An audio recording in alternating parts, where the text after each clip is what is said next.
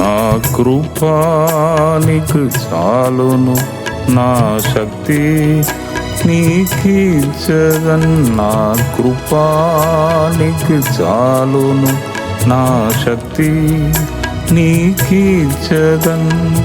Grace grace కృపా కృపా, grace grace కృపా కృపా, గ్రేస్ గ్రేస్ కృపా కృపా, గ్రేస్ గ్రేస్ కృపా కృపా.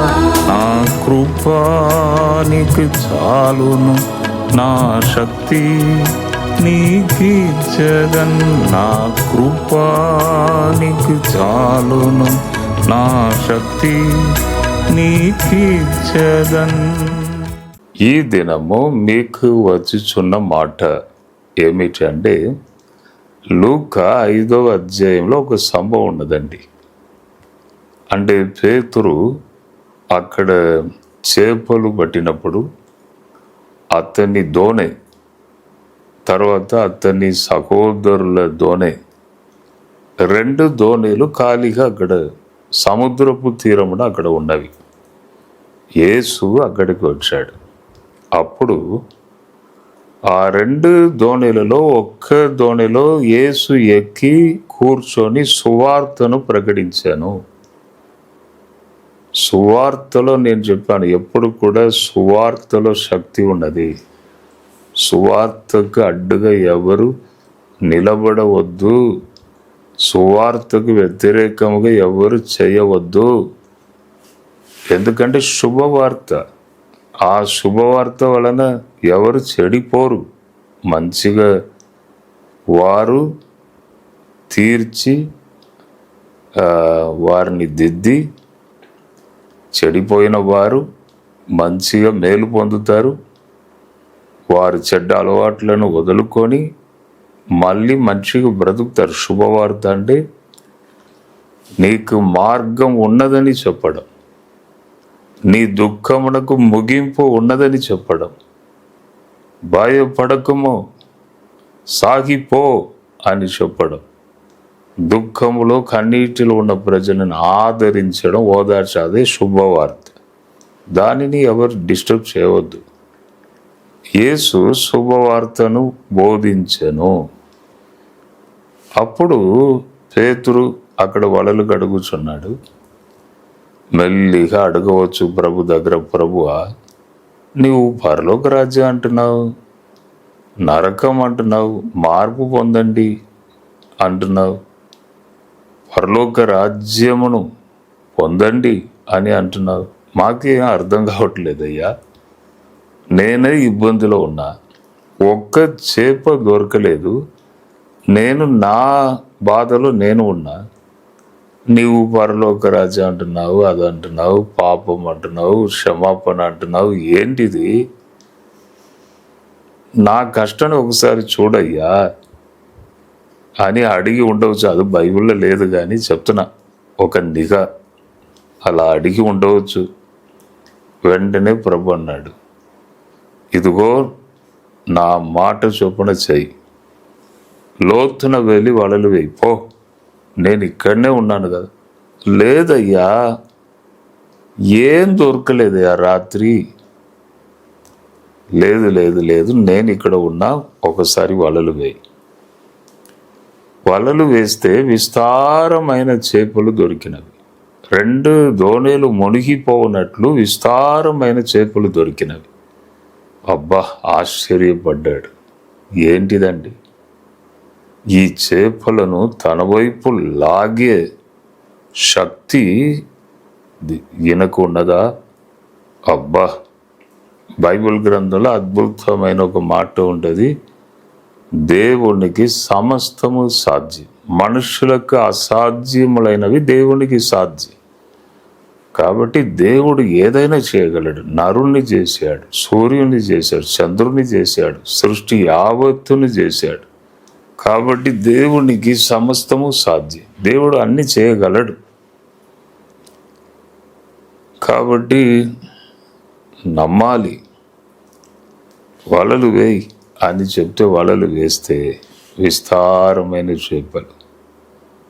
అప్పుడు పేతురు ఏమంటున్నాడండి, అయ్యా నేను పాపి అయ్యా, నా యొద్ద నుండి వెళ్ళిపోండి, నేను పాపి అని. వెంటనే యేసు ప్రభు అన్నాడు, నన్ను వెంబడించు. లూకా 5వ అధ్యాయం 10వ వచనం. నన్ను వెంబడించు, మనుషులను పట్టు జాలరుగా నిన్ను చేస్తా. వెంటనే అక్కడ ఉన్న చేపలు 2 దోణులు మునిగిపోవున్నట్లు పట్టిన చేపలు, దోణి అన్నిటిని, జీవిత ఆధారం అన్నిటిని వదులుకొని వెంటనే ప్రభును వెంబడించాను. అంటే అతనికి ఎంత విశ్వాసం ఉంటే అలా వెళుతాడు. యేసు ప్రభు మీద అంత స్ట్రాంగ్ నమ్మకం లేకపోతే ఎలా వెళ్తాడు? ఒక్క మాటలో 2 దోణులు మునిగిపోయే చేపలు దొరికినవి. ఇతడు నన్ను కాపాడగలడు, ఇతడు లాస్ట్ వరకు నన్ను నడిపించగలడు, నన్ను పోషించగలడు అని గట్టి నమ్మకం కలిగింది కాబట్టి వెళ్ళాడు. నిన్న నా బర్త్డే ఫంక్షన్ జరిగింది, మీరు కూడా లైవ్లో చూడవచ్చు. ఆ బర్త్డే ఫంక్షన్లో నేను ఒక మాట చెప్పాను. ఏంటిదంటే, 1963లో జన్మించాను, ఇప్పుడు 63 ముగించబడినది, 64లోనికి వెళుచున్నాను. అప్పుడు 63లో జన్మించాను, 1963లో. ఇప్పుడు 63 వయసు అయిపోగానే ఒక నిర్ణయం తీసుకున్నా, దేవుణ్ణి ఎప్పుడు నేను సంతోషపరచాలి, దేవుడు నాకు చేసిన మేలులు ఎన్ని మేలులు, అబ్బా, చనిపోవాలని వెళ్ళిన వ్యక్తిని దేవుడు రక్షించి మళ్ళీ తీసుకొచ్చాడు, బిజినెస్ ఇచ్చాడు, నన్ను దీవించాడు, అన్ని బ్లెస్సింగ్స్ అన్ని నాకు ఇచ్చాడు, ఎన్ని అద్భుతాలు చేశాడు. కృంగిపోయిన టైంలో నా పక్కకుండి నన్ను ఆదరించి, ఓదార్చి, బలపరిచి, ఇక నేను బ్రతకలేను అనే సిచ్యువేషన్ వచ్చినప్పుడు నన్ను మళ్ళీ నిలువబెట్టి వాడుకుంటున్నాడు. ఇప్పుడు ఎన్ని హెల్త్ ప్రాబ్లం వచ్చినా కూడా నన్ను చేయి విడవక నన్ను కాపాడి నడిపిస్తున్నాడు. నేను ఆయనను ఎప్పుడు సంతోషపరచాలయ్యా అనే ఒక పెద్ద తలంపు గట్టిగా నాకు ఒక 4 రోజుల నుంచి ఒకటే అదే ఆలోచన. దేవుణ్ణి నేను ఎప్పుడు సంతోషపరచాలి. బిజినెస్ నడిచినది ఇప్పటి వరకు. 2015లో కష్టాలు వచ్చినప్పుడు దేవుని దగ్గర వెళ్ళి 2 సంవత్సరాలు ఆలోచించాను. ఈ మాట నేను చెప్పుటకి 2 సంవత్సరాలు ఆలోచించి వెళ్ళి, దేవా నీ కొరకు సంపూర్ణంగా చేస్తానయ్యా. వెంటనే దేవుడు సంతోషపడ్డాడు. ఎప్పుడు కూడా మీరు ఒకటి తెలుసుకోవాలి, ఏమిటి అంటే, దేవుని ఒక ఆలోచన వేరు, మన ఆలోచన వేరు. అయ్యో చేయకపోతే గొంతును పిసికి చంపేస్తాడో ఏమో, అంటే అలా చేస్తాడో ఏమో, అటువంటి దేవుడు కాదండి. నాకు ఫస్ట్ ప్లేస్ ఇచ్చుచున్నాడా, తన జీవితంలో మొదటి స్థానం నాకు ఇచ్చుచున్నాడా, అది దేవునికి చాలా సంతోషం. ఇప్పుడు మనం కూడా ఏదైనా ఫంక్షన్ వెళ్ళినప్పుడు వారు పట్టించుకోకపోతే, లెక్క చేయకపోతే కొద్దిగా బాధ కలుగుతుంది మనకు. అయ్యో, ఒకప్పుడు ఎలా చేసాం, వారికి సహాయం చేశాం, అందరూ ఆయన కళ్ళు కనపడుతున్నారు, నన్ను చూసినా కూడా ఆయన ఏం మాట్లాడలేదయ్యా అని ఉంటుంది. అదే సమయంలో మనల్ని తీసుకుపోయి ముందు కూర్చోబెట్టి, అయ్యా కూర్చోండి అని చెప్పి మనల్ని బాగా పొగడి మనల్ని మంచి చూసుకుంటే సంతోషం ఉంటుందా లేదా? దేవుడు కూడా ఫస్ట్ ప్లేస్ నాకు ఇచ్చుచున్నాడా అని చూస్తున్నాడు.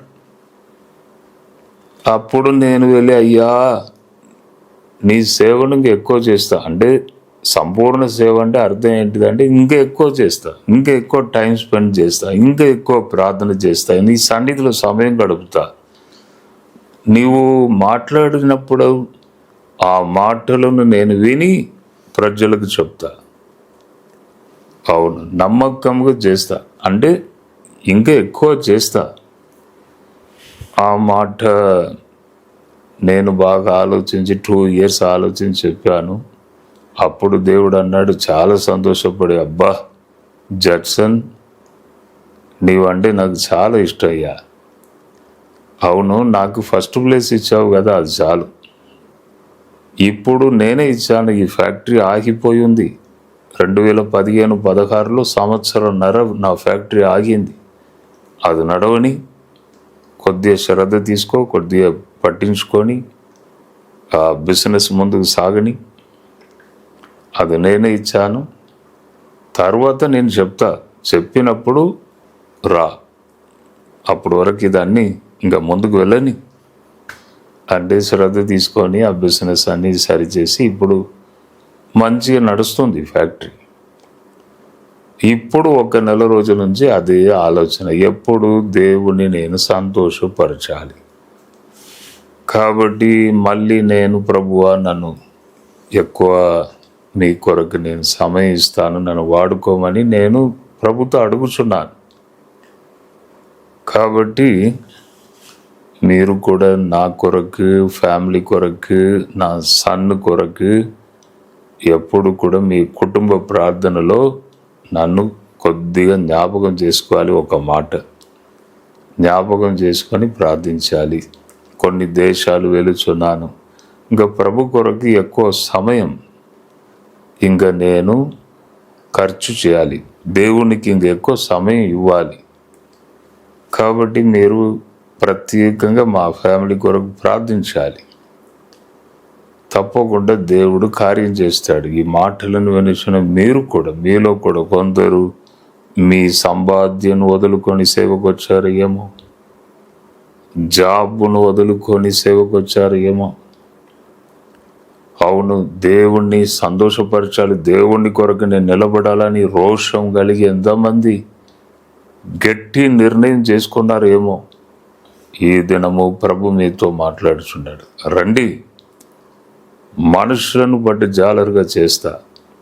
తర్వాత పేతురు చూడండి, నీటిలో ఒకసారి మునిగిపోసాగి, అంటే యేసు సముద్రం మీద నడుస్తూ ఉంటే పేతురుకు ఆశ కలిగినది, నేను కూడా నడుస్తా. వెంటనే ప్రభు అన్నాడు, రా. విశ్వాసంతో ముందు అడుగు వేశాడు. తర్వాత ఆ శబ్దము, గాలి శబ్దము, సముద్రపు అలల శబ్దము, ఇవన్నిటిని చూసి, అలలను చూసి భయపడి మునిగిపోసాగి పక్కకి యేసు ప్రభు నిలబడి చేయి చాపి పట్టుకొని తిరిగి లేపాడు. అంటే అర్థం ఏమిటి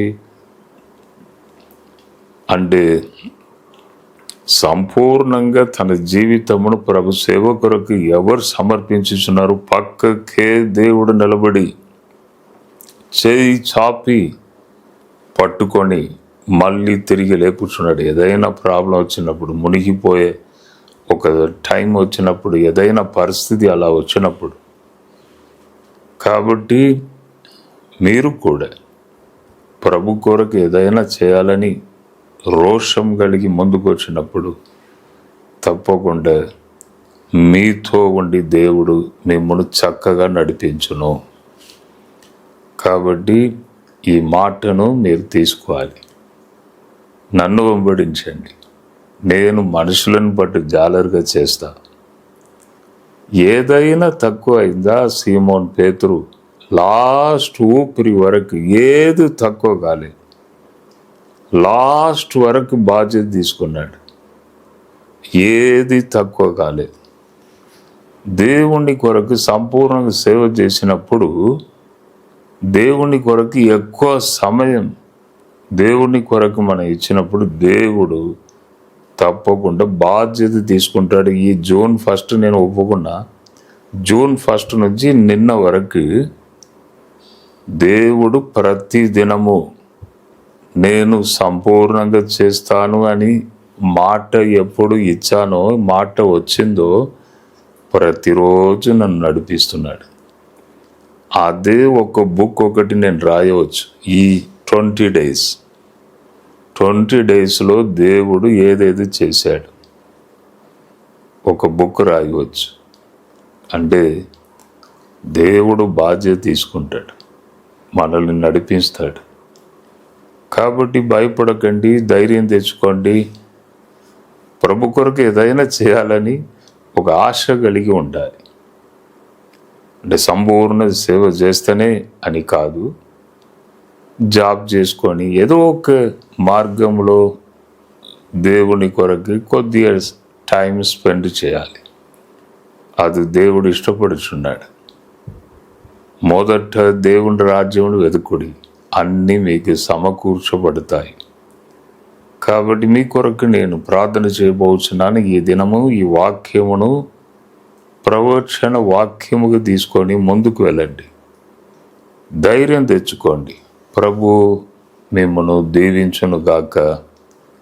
ప్రభువా, ఈ దినము కొన్ని మాటలు ప్రజలకు నేను తెలియజేశాను.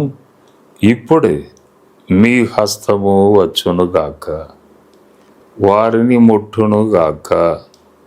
బలహీనత నుండి విడుదల దయచేయండి తండ్రి. వ్యాధి శరీరాన్ని విడిచి వెళ్ళును గాక. ఇప్పుడే మీ హస్తము వారి మీదకి వచ్చును గాక. ప్రభువా, ముట్టండి తండ్రి, ముట్టండి.